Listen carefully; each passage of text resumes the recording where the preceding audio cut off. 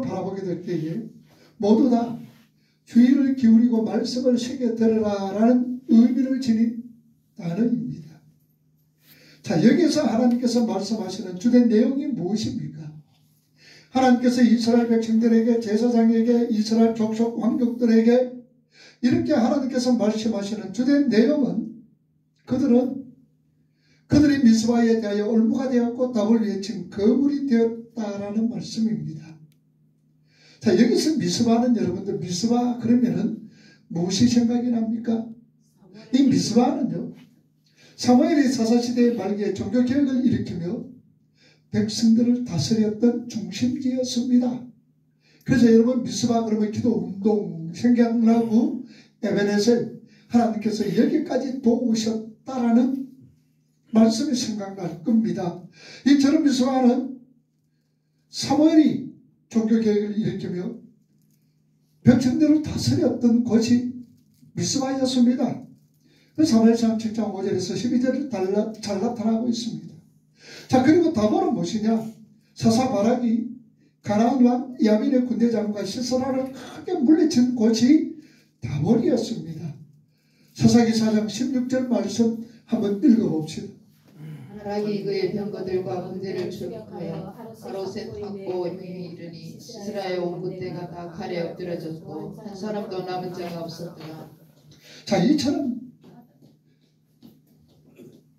이스라엘의 어떤 역사상 중대한 영적 의미를 지니고 있던 성읍들이 올무가 되고 거물이 되었다라는 것은 호세아 당시 이스라엘 백성들의 지도층이 그곳에 우상 숭배를 위한 제단을 마련하여서 그것을 백성들로 하여금 우상 숭배에 깊이 빠지도록 부추겼음을 하나님께서 지적을 하고 있습니다.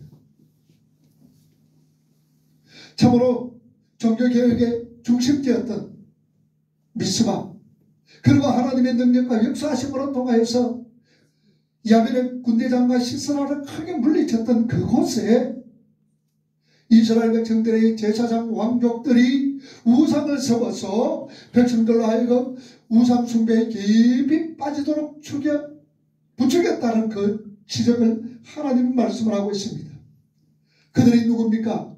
제사장들과 왕들은 이스라엘 백성들을 바른 길로 이끄는 역할을 감당해야 함에도 불구하고 도리어 죄악에 걸려 넘어지게 하는 거침돌 역할을 하였던 겁니다. 하나님께서는 이처럼 다른 사람을 실족해 하는 자들을 향해 심판하실 것을 말씀을 하지요. 다른 사람의 미혹을 받아 죄를 짓는 것도 책망받을 일입니다. 그리고 스스로의 욕망에 사로잡혀 죄에 빠지는 것도 심판을 면치 못할 일이지요. 그러나 그것보다도 더욱더 사람들이 앞길에 걸림돌과 올무를 놓아서 실족하게 하는 것은 더 큰 죄악인 것을 하나님은 말씀을 하고 있습니다. 내 스스로가 죄악을 짓는 것, 악에 사로잡혀 죄를 짓는 것도 위험하고 심판을 면치 못해요. 사람들이 유혹을 받아서 죄를 짓는 것도 책망받을 일입니다. 그러나 사람들이 가는 곳에 그게 올무를 놔서, 그게 거침돌을 놔서, 장애물을 놔서 바로 가지 못하게 하는 것, 하나님께서 얼마나 책망하시는지 모릅니다. 이와 관련해서 주님께서도 말씀하셨습니다. 마태복음 18장 6절 말씀을 한번 보세요.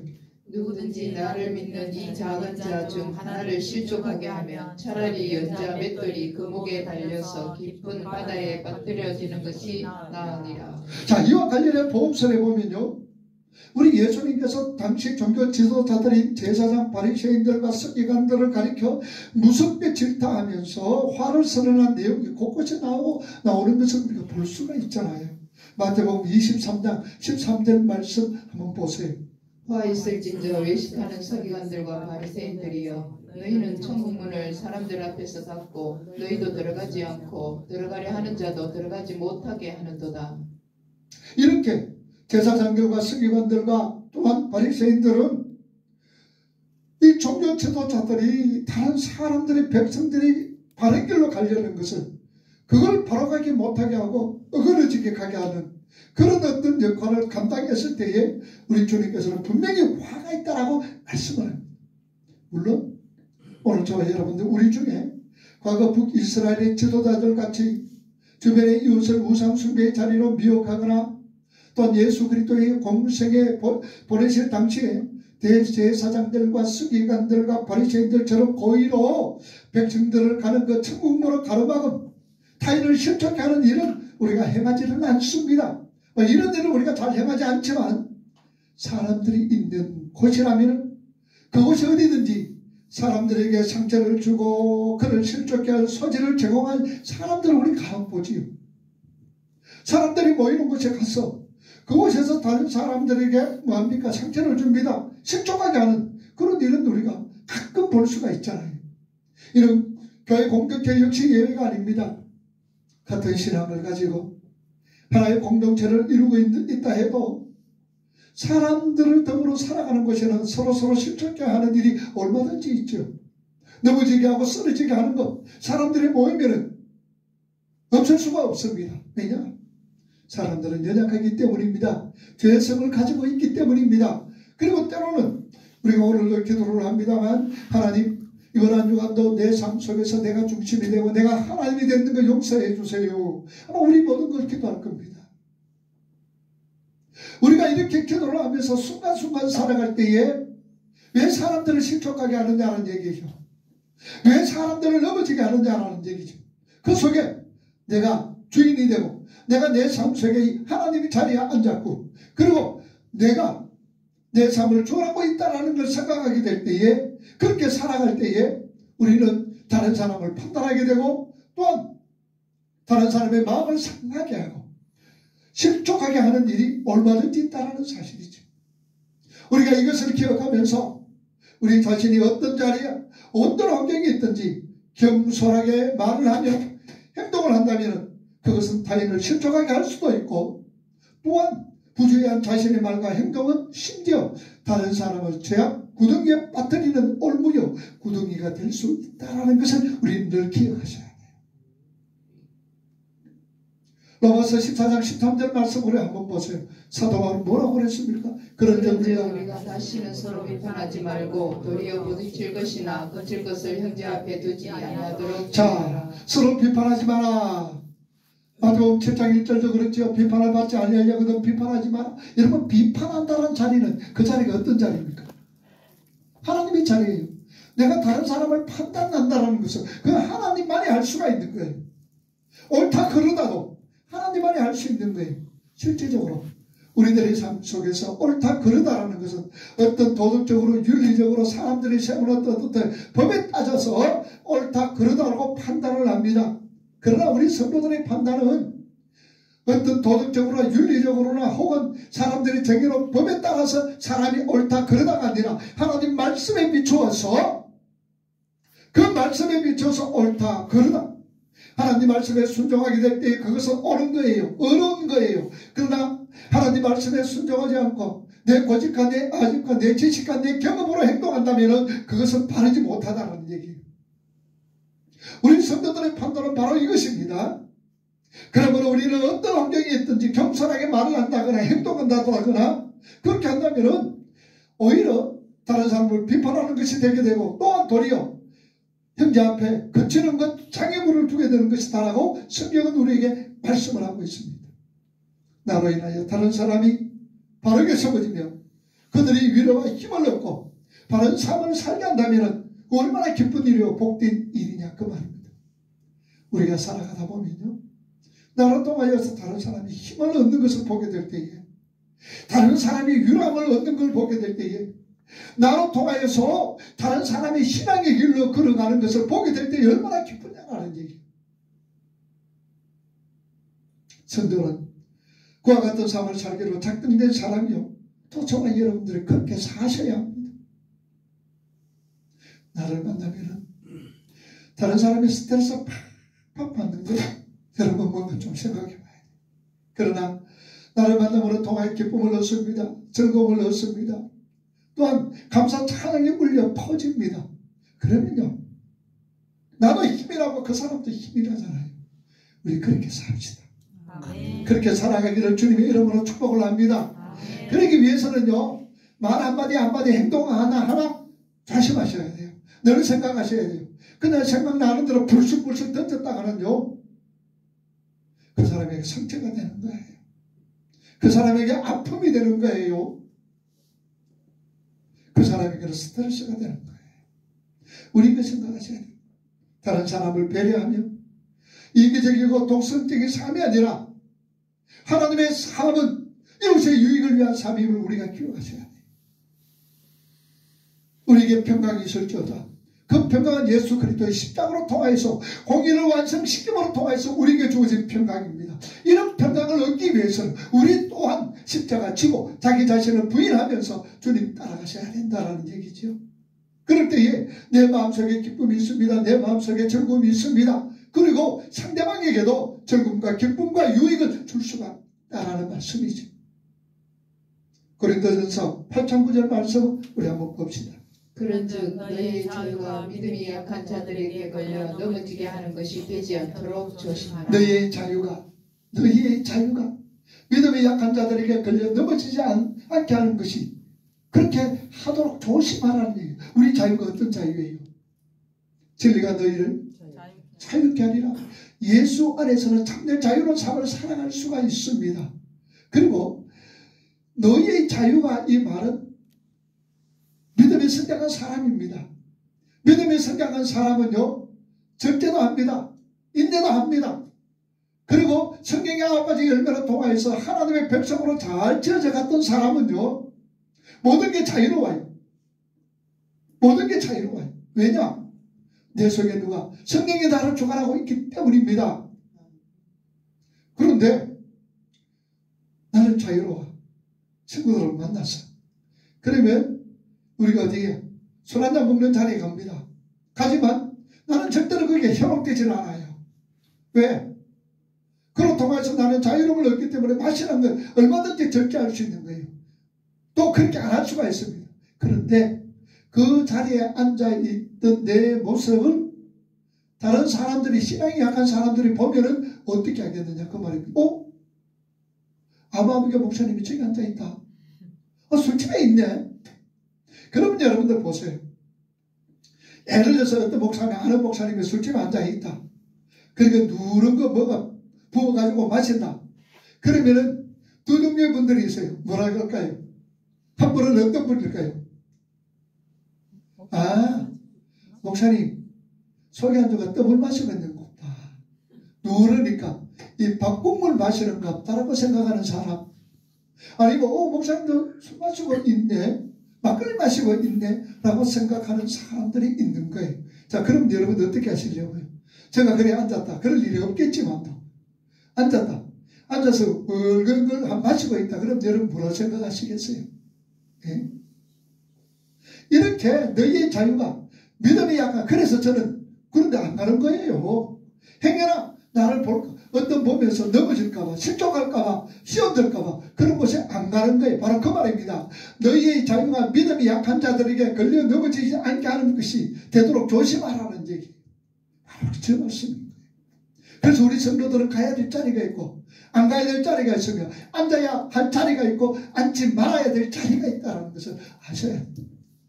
그래서 저도 보면 동창회들이 참 많이 연락합니다. 오세요. 동창회들이 참 많이 연락합니다. 그거 가면 전부 다 얘들이 많은 거예요. 술집에 앉아가 술 마시는 거예요. 그래서 저는 아예 가지를 않습니다. 바로 그 말씀이라는 사실입니다. 바로 우리는 어떤 자입니까? 바로 내가 삶으로 입으로 하나님 나라를 위하여서 내 이웃들에게 복음을 전가하고 내 이웃의 유익을 위하여서 살아가는 자들이라는 얘기입니다. 그러니까 이웃의 유익을 위해서 살아가는 자들은 우리 자유가 믿음이 약한 자들에게 걸려 넘어지게 하지 않도록 우리가 조심하자라는 얘기입니다. 오늘 2절 본문 말씀 한번 읽어봅시다. 2절 패역자가 살인죄에 깊이 빠졌음에 내가 그들을 다 벌하노라. 자, 내가 다 그들을 벌하노라.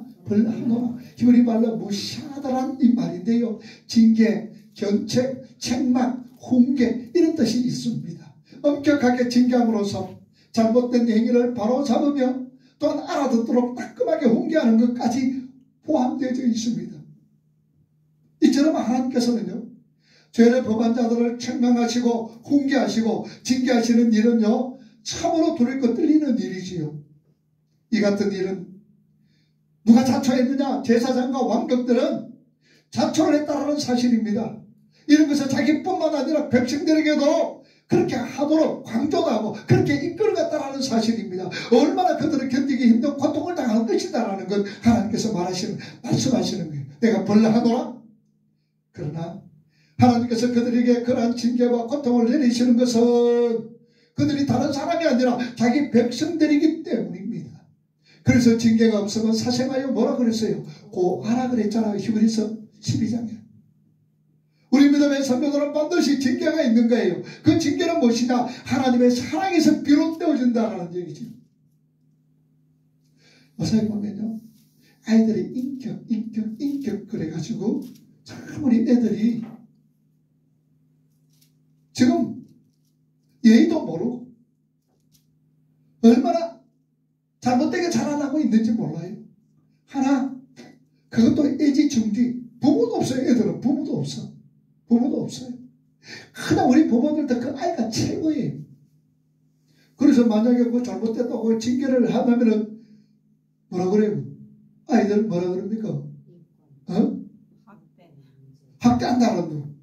그래가지고 그냥 부모가 고발당하는 어떤 그런 경우가 있어요. 근데 여러분들 성경은 뭐라 그랬어요? 애들에게 징계하라 그랬어요? 하지 마라 그랬어요?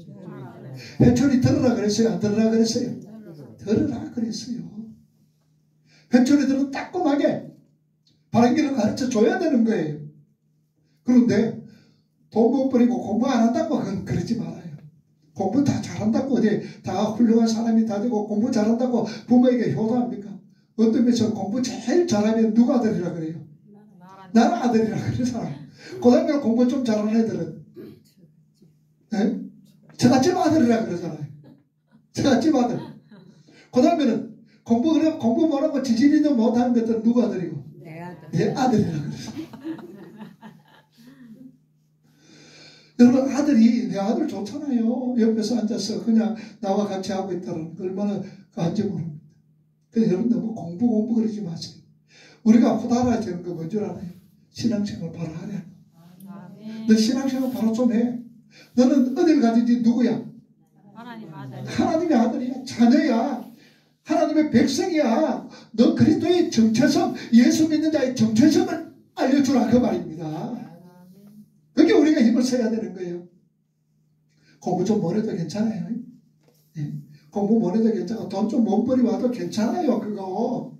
그런데 우리가 안타까워야 될 것은 믿음으로 살지 못하고 말씀으로 살지 못하고 하나님과 멀어지는 거, 그걸 안타까워하셔야 해요. 여러분들도 마찬가지입니다. 내가 좀 사회적으로 좀 알지 못 알아줘도 안 알아줘도 괜찮아요. 공부 좀 못하고 가진 건 많이 없어도 괜찮아요. 그러나 나는 누구냐? 하나님의 자녀다. 나는 예수 믿는 사람이라는 이 정체성 잊어버리지 말아요. 그럴 때에 그 삶을 누가 책임져 주시느냐? 하나님이 이끌어 가시는 거예요. 하나님이 책임져 주시는 거예요. 그래서 우리는 모두가 주책이라고 그러잖아요. 저는 주책이라는 말을 재밌게 씁니다. 주책이 뭐예요? 주님이 책임져 주시는 거. 주님이 책임져 주시는 거. 그게 주책이에요. 우리 옆에 있는 분들 한번 봅시다. 주책이다. 주책이 뭐라고요? 주님이 책임져 주시는 얼마나 좋아요. 주님이 책임져 주시는 사람을 주책이라고 그럽니다. 내가 짓는 거예요. 다른 사람한테 가가 알지도 못한 사람에게 주책이다 그러면 싫은 소리 들어요. 그러지 말고 우리끼리 참 주책이다. 우리끼리 아는 암호, 인사, 주책이다. 주님이 책임져 주신다. 얼마나 좋아요. 얼마나 좋아요. 여러분, 여기서 잠언 13장 24절 보세요. 하나님의 고통과 징계를 왜 주느냐? 아끼는 자는 그의 자식을 미워함이라. 자식을 사랑하는 자는 근실히 징계하느니라. 매를 아끼는 자는 그의 자식을 뭐한다? 아무렇게 살아도 내가 상관없다는 거죠. 그러나 자식을 사랑하는 자는 뭐한다? 근실히 징계한다. 아무렇게나 징계하지 말고 어디에 징계하라고요? 어떻게 살 때 징계하라고요? 공부 안 한다고 너무 그러지 말아요. 말씀으로. 너 주일날 교회 가서 예배 드렸어? 안 드렸어? 너 헌금해서 안 해서 너는 자식이고 그럼 먹고만 줘라. 그 말씀입니다. 만약에 하나님께서요 범죄한 그들과 전혀 상관없는 자로 관자한다면은 그들이 아무리 폐역한 죄에 빠졌다 해도 그냥 두시는 거예요. 그리고 그 죄의 대가로 그냥 놔둬도 그들은 저절로 파멸의 길로 걸어가는 거예요. 여러분 불택자들은 그냥 그대로 놔두면 어디로 가는 거예요? 지옥으로 가요. 잘하니 뭐라니 그런 것도 없어요. 불택자들은. 그러나 예수 믿지 않는 자, 예수 믿는 우리 믿음의 성도들은 가만히 두면 안 되잖아요. 가만히 두면 그래서 하나님이 징계하시는 거예요. 그 길로 가면 안 돼. 너 그렇게 행하면 안 돼. 하나님께서 징계하고 처치한다라는 말씀이 로마서 1장 28절 말씀 보세요. 또한 그들이 마음에 하나님 두기를 싫어하며 하나님께서 그들을 그 상실한 마음대로 내버려 두사 합당하지 못한 일을 하게 하셨으니. 자, 하나님 마음에 하나님 두기를 싫어해요. 어떤 자들, 불택자들은 그들을 하나님께서는 어떻습니까? 그냥 그대로 둬버려요. 합당치 못한 일을 하게 한다는 사실입니다. 그러나 우리는 안 그렇지요. 하나님은 자기 백성에 대해서는 간섭하시고 책망하시며 회초리 들어 징벌하시며 돌아오도록 하시는 거예요. 그냥 버려두시는 건 아니에요. 그래서 어떤 면에서는 징계는 우리에게 복이다라는 사실입니다. 요엘 2장 11절에서 14절 말씀 한번 보세요. 여호와께서 그의 군대 앞에서 소리를 지르시고 그의 진영은 심히 크고 그의 명령을 행하는 자는 강하니 여호와의 날이 크고 심히 두렵도다. 당할 자가 누구이랴.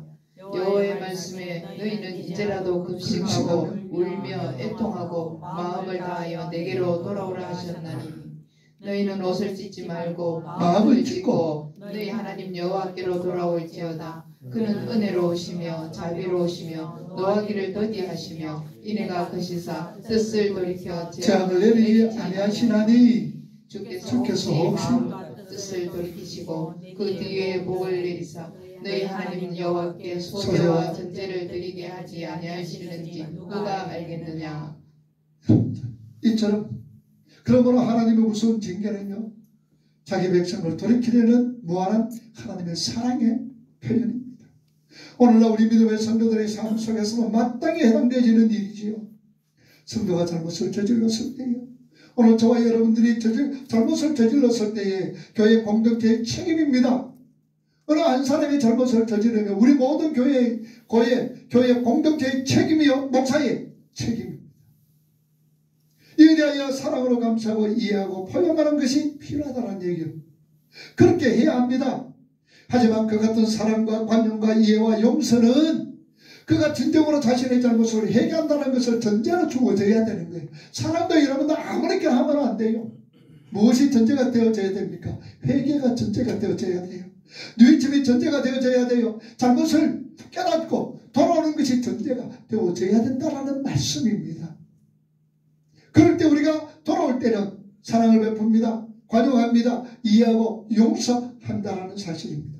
만약에 회개가 전되지 않는 사랑과 관용, 이해는요 무책임과 방종을 충돌해야 하며 교회의 순수성과 거룩성 뿐만 아니라 하나님의 공의로우심을 세상 가운데 드러내는 교회의 면모를 포기하는 눈먼 사랑이 되고야 만다라는 사실입니다. 여러분들 그 얘기 참 잘 알잖아요. 어느 사형수가 사형을 받게 되는 거예요. 그래서 마지막으로 하고 싶은 일이 뭐냐 또 물었더니 우리 어머니가 꼭 보고 싶대요. 그래서 어머니를 모시고 왔는 거예요. 그랬더니 어머니 할 얘기 있다 그러면서 기회되면서 어머니 기름물을 뜯어버렸대요.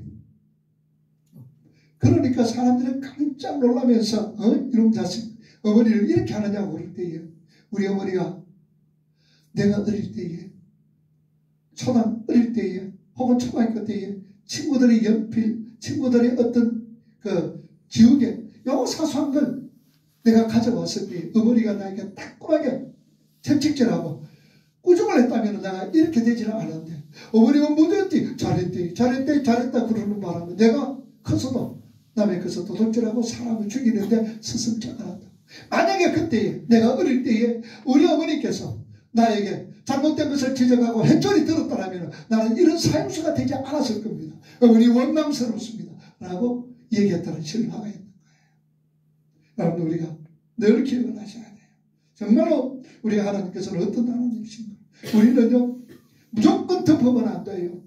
무조건 잘했다고 칭찬해 주셔도 안 돼요. 잘못된 부분들. 그렇다고 해서 여러분들 우리 이웃들에게 우리 공동체에게 너 이런 거 잘못했어 이런 거 잘못했어 이런 거 잘못했어 라고 지적하며 비판하며 판단해서는 안 되는 거예요. 그런 잘못을 볼 때는 어떻게 해야 돼요? 기도해야 돼요. 내 모습을 먼저 보세요. 내 모습을 먼저 보라는 얘기예요. 내 모습을 먼저 보고 나도 저런 어떤 모습이 없는지 나도 저런 행동이 없는지 내 자신을 되돌아보면서 나를 위해서 기도하고 그리고 그 이웃을 위해서 그 공동체를 위해서 기도하라는 말씀입니다. 절대로 여러분들 남을 판단하지 마세요. 제가 가끔씩 얘기하죠. 손가락을 하면서 남을 지적합니다. 한번 해보세요. 여러분 남 지적해보세요. 옆에 있는 분들 지적해보시고 아니 앞에 있는 분들 지적해보세요. 이래 해보세요. 그러면 하나는 누가 가르쳐요? 그럼 요 세 개는 나를 가르쳐. 너는 저 사람보다도 몇 배다? 세 배다라는 사실이에요. 저 사람은 하나 잘못하는데 너는 세 배야.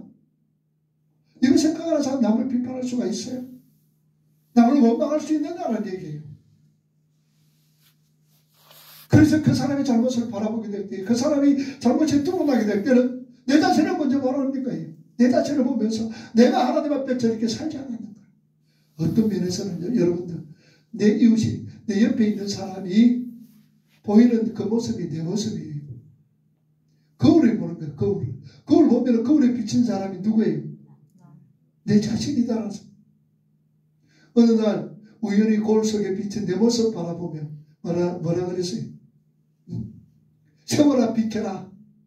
내 모습이 내 나이가 어때서 뭐하기 좋았나? 사랑하기 좋고 전도하기 좋고 예배드리기 딱 맞는 날이다. 여러분 지금의 모습이 거울 속에 비친 내 모습 바라보면서 그 모습이 내 모습이구나. 예배하는 내 모습, 찬양하는 내 모습, 하나님 앞에 감사하는 내 모습, 기뻐하는 내 모습, 여호와로 인하여 즐거워하고 기뻐하는 내 모습이 여러분들 거울 속에 비춰져야 되는 거예요. 그런데 그 거울 속에 누굽니까?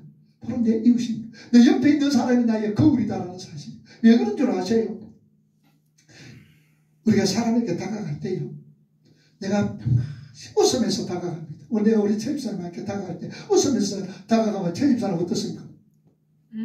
성례입니까? 아니죠. 어때요? 웃는 거예요. 내 모습이에요. 내가 성례면서 다가갑니다. 성례면서 쫙 다가가면 그 사람 왜 그래요? 웃으세요? 아니면 눈이 물떡물떡하면서 저 사람 어색하나 그럴 거예요. 그렇잖아요. 앞에 있는 분이, 내 옆에 있는 분이 내 모습이다라고 생각을 하시면서 살아가야 돼요. 그게 우리 성도들의 삶입니다. 자, 3절 말씀 읽어봅시다. 3절 에브라임은 내가 알고 이스라엘은 내게 숨기지 못하나니 에브라임아 이제 내가 위대하였고 이스라엘아 어려워졌느니라. 자, 오늘 이 말씀에 보면요, 우리 성경에는 명확하게 나타나 있지는 않습니다만 원문상으로는요 하나님이 자신이 매우 강조되어 있습니다. 하나님께서는 그들이 어떤 생각을 하고 있는지, 하나님께서는 그들이 무엇을 추구하고 있는지, 또한 그들의 삶에 어떠한지를 남김없이 다 알고 계심을 강조하는 말씀인 거예요. 이러한 사실은요, 비단요 이스라엘 백성들에게만 대하는 것이 아니라 극한된 것이 아닙니다. 하나님께서 세상의 모든 것에 대해 남김없이 다 알고 있습니다. 그래서 전지전능이라고 그러잖아요. 이 세상에 존재하는 모든 것이 하나님으로부터 자신을 숨길 수 있는 것은 하나도 없습니다. 하나님은 전지전능하신 분입니다. 무소부지하시는 분입니다. 그분에게는 어떤 분입니까? 아무도 속일 수도, 아무도 감출 수도, 아무도 은폐할 수도 없는 거예요. 오늘 우리 성도는 이 사실을 분명히 깨달아야 됩니다. 오늘 저와 여러분들은 우리가 하나님 앞에 아무것도 숨길 수가 없고, 아무것도 하나님 앞에 은폐할 수가 없고, 아무것도 하나님 앞에서 속일 수 없다는 사실을 우리 늘 기억을 하셔야 돼요. 그러기에 우리 하나님 모든 것 다 아시는 하나님이죠. 심지어 우리 어떤 부분까지 압니까? 시편 139편에 앉고 일어섬을 아십니다. 멀리서도 우리의 생각을 아시고 통통합니다. 머리끝까지 세심받았습니다. 하나님의 손바닥에 기록되어졌습니다. 그런데 여러분들 에레미야 17장 10절 말씀 보세요. 하나님 우리를 어떻게 아느냐? 에레미야 17장 10절. 나 여호와는 심장을 살피며 배부를 시험하고 각각 그의 행위와 그의 행실대로 보호하나니. 나 여호와는 심장을 살피고 폐부를 시험하고 각각 그의 행위와 그의 행실대로 보응한다. 우리 하나님 이런 거예요. 우리가 이 사실을 확인한다면 어떻게 우리가 살아가야 되겠느냐.